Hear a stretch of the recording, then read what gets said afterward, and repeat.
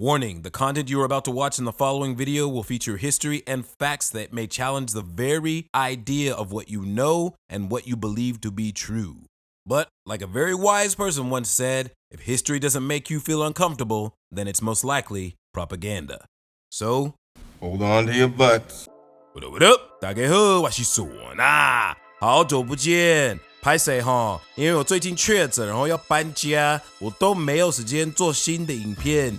但是卖缓了啦 ，I'm back and will be updated weekly, son. So everyone in America is losing their shit over the overturning of Roe v. Wade, one of the biggest women's rights achievements in the past 40 years. And after doing some research, I found that this issue, just like the social movements I've covered before, is tearing apart American democracy. And just like ripping apart a piece of paper, both sides had to have equal amount of force in order to be torn apart, rather than finding a way to allow both sides to discuss the difficult issue intelligently. It's kind of like writing a program. As long as the logic is solid, the audience will execute the exact reaction that you desire. And now, American society is split like iOS and Android, both written in different languages that are incompatible as fuck. Both sides have brilliant social programmers or opinion leaders working hard to rile up their base, forgetting that everyone is based on the same Unix architecture, or the United States of America. Strangely enough, this same phenomenon is starting to surface in Taiwan. For example, scooter traffic regulations and outrage over housing prices. These social issues can very easily escalate to the extreme. So, hopefully, through examining how my country is up, Taiwanese people can learn how to avoid the social-political landmines that America keeps stepping on. Real talk. Social ideological programming does exist. Just take a brief look at marketing, religion, or even the movie Inception. This useful tool, in the wrong hands, can also be a very dangerous weapon. And on this episode, I'm going to show you how to effectively destroy American democracy in 3 parts. In this era of information overload, we're all used to absorbing tons of stuff daily. And the result is now people want the Cliff Notes, the highlights. Problem with that is, now the news filters out seemingly unimportant details to provide just that. And herein lies the problem. I've seen several highlights of how Roe v. Wade began, with its heroine Jane Roe, aka Norma McCorvey, who was unemployed, single, and pregnant, who dared to challenge the system about who has control over her body. Check this. This woman is actually all of the major social movements combined. Black Lives Matter, Me Too, LGBTQ, and of course, women's rights. So, let's explore who Norma McCorvey is and see if you don't get a different perspective by the end. 1957. 10-year-old Norma McCorvey runs away from home to another state, Oklahoma, with her female friend after robbing a convenience store. Then, both of the girls tricked the hotel staff into renting them a room, only for the housekeeper to later walk in on both of them, exploring each other. Now, this being the 1950s, they were immediately arrested and the judge declared Norma a ward of the state, sending her to Catholic school. Upon her release, she was sent to stay with her mother's cousin, who sexually assaulted her every single night for 3 weeks. 1963.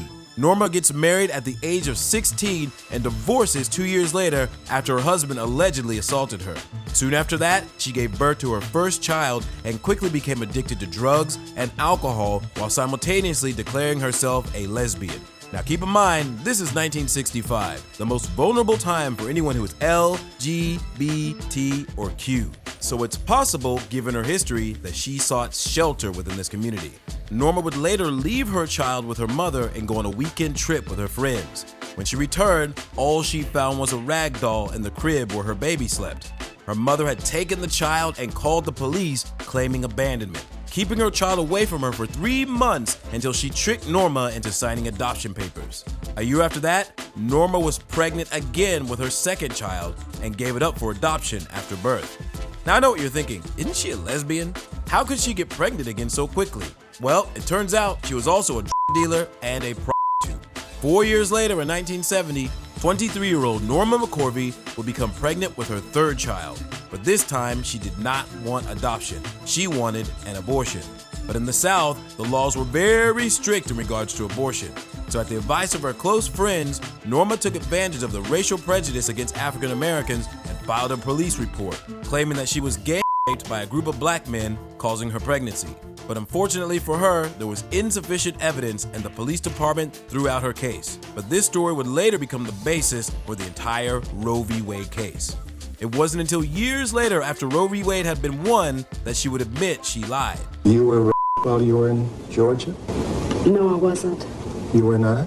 No, I wasn't. So all those stories that are in the books and so forth are not true? Right. Before BLM was even a concept, she was exploiting racial bias and sacrificing others for her own purposes. Quite similar to the fall of Me Too. Now you might think, ooh, this woman is terrible. Dealer, addict, a liar. Fuck that, I'm anti-abortion now. But remember what I said before, ideas are just like programs and can be edited. And our habit of linearly absorbing information lacks a comprehensive point of view, causing us to ignore the fact that the strict abortion laws forced Norma to react with a lie to the Supreme Court and to the American people, causing the change that would later come. But what is a lie really? It's simply the language that babies are born with, achieving gains through false actions while disregarding language that may make them appear weak.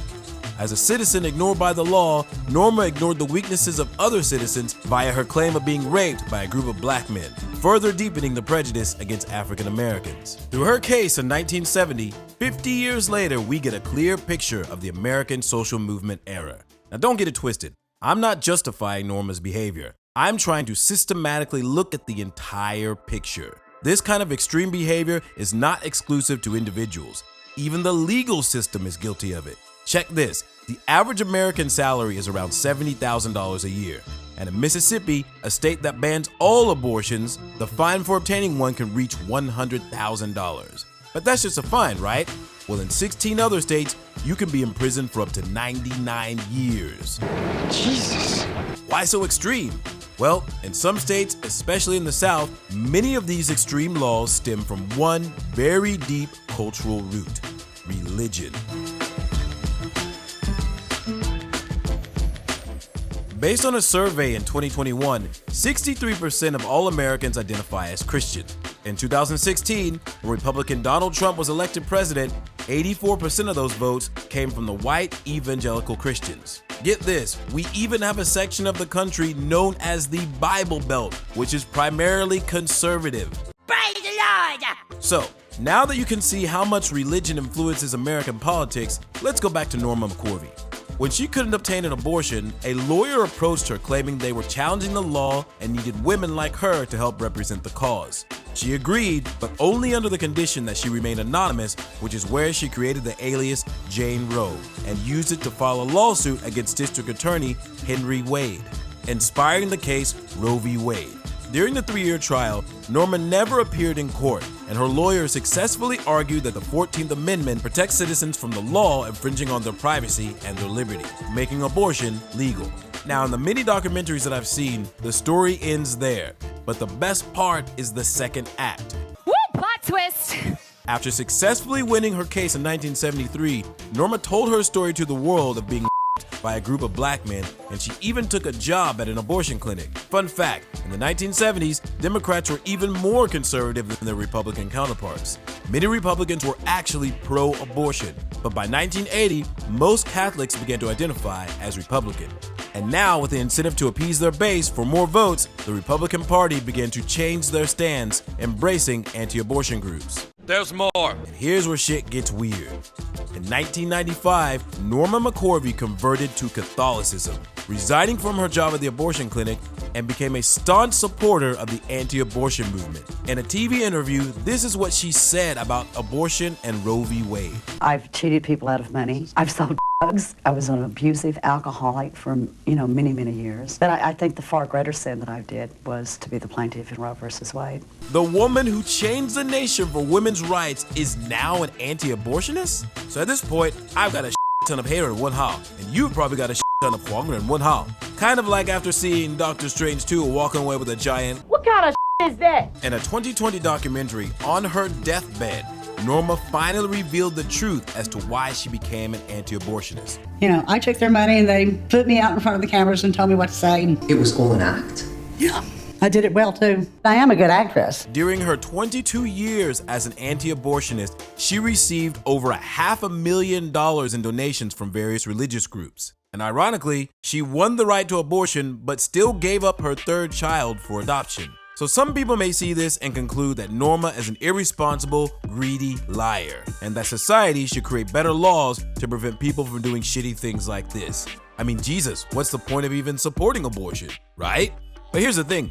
I could say that as a disadvantaged woman, the mistakes she made as a child were unacceptable by society, and that she was forced to live that way because the same society ignored her. And as she became older, her only avenue to survive was religion. And out of her need to survive, she cooperated with them. And in the future, our policies will be written to avoid this kind of thing. I bet I'm starting to sound very political, aren't I? Well, the thing is, this is actually used by politicians today. Since 1989, pro-abortion groups have donated a total of $32 million to Democratic officials and $3 million to Republicans who support abortion. On the flip side, anti-abortion groups have donated $14 million to Republican Party and $370,000 to Democrats who oppose abortion. With the midterm elections looming, Democrats are expected to lose. But instead of doing what politicians should do, like working to find ways for both sides to communicate and resolve this difficult issue, they're making a Hail Mary attempt to use polarizing topics to rile up their base and get them to the polls. Just like the ending of Doctor Strange 2, the reaction can only be described in 3 words.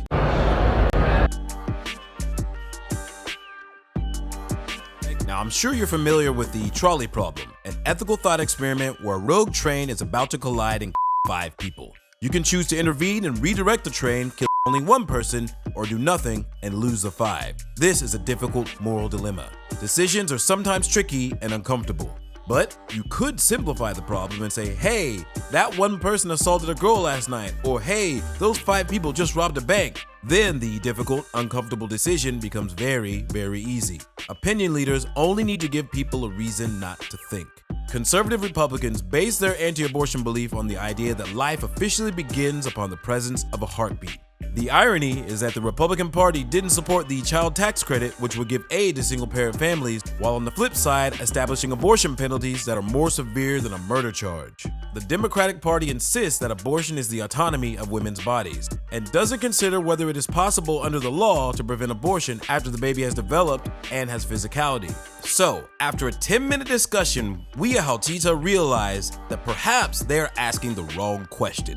Maybe it's not whether or not abortion is right or wrong, but the question should be, what defines a life? Maybe all we need to do is redefine what life is. For example, only when the baby can live independently from the mother should it be called a life, and then it would be protected by law. But if the baby cannot survive outside of the mother's body, then it needs a host, which means it is physiologically still a part of the woman, and the decision should be hers. And this just might be the answer. The right insists that God should have the final say, while the left insists that women should have the final say. Both sides offer perspectives that don't exactly enable people to think, neglecting the point, which is not the reason, but the difficult question itself. Why not consider other possible answers? Like, why did Iron Man have to die in the first place? Why couldn't Ant-Man get smaller and jump into Thanos' ass and get bigger, causing an explosion? Well, there you have it. How to destroy American democracy through weaponizing language. Mao Zedong and Karl Marx already wrote it out pretty clear. As long as people believe they are different from others, they can be divided into many different small groups. Then, let them quarrel amongst themselves over social issues, use a little bit of social media, and give them the illusion that there's only one kind of justice. Let them fight over social hierarchy like cars versus scooters, or those who have houses and those who don't, those who have children and those who don't. And if you dare to argue, you can even make freedom of speech an argument. And then, poof, good night democracy and good morning extreme PC culture. Now we know. And knowing is half the battle. G.I. Joe! Well, if you made it this far, thank you. I think we're gonna move to some lighter topics in the future, because this heavy shit is too difficult to write, yo. So drop a comment down below and let us know what you would like to hear about. And also, check out our goodbikemob website for free daily updates on English content and short translation videos. Remember to like, share this video with your friends, and we'll see you on the flip side. Peace!